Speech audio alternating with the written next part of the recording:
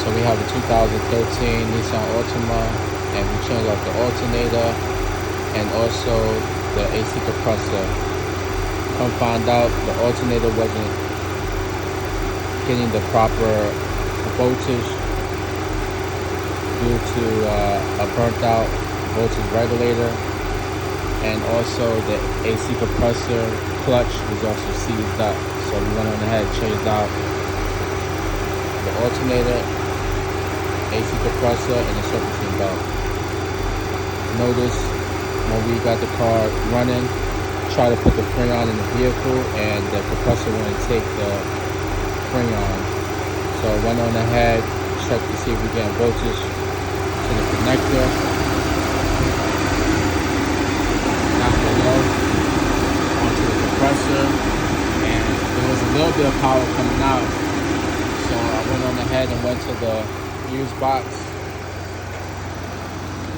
and come find out this fuse here was blown, the 10 amp fuse. So changed out the fuse, and now the AC compressor is working properly.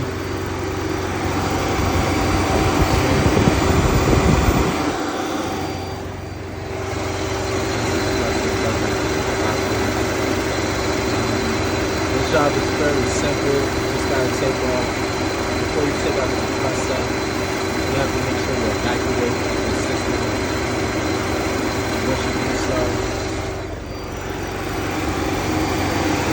you can access these two 10mm bolts. Take off your discharge hoses, and it consists of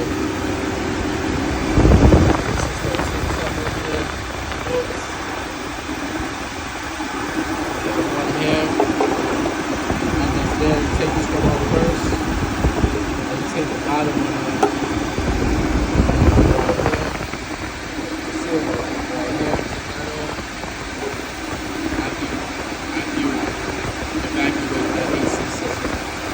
Then you can access the full boat. You have one that's here, and you have two below.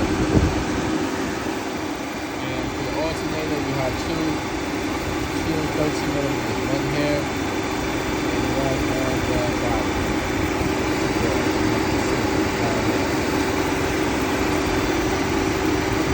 And to take off the serpentine belt, the tensioner bolt is going to be a 17mm. Use a short socket, and it's pretty much it, man. This bolt here is going to be a 13mm aftermarket, and your compressor bolts are going to be 12s. I don't know why they put 13s here and then they put 12s down here. It doesn't make any sense, but that's Nissan for you.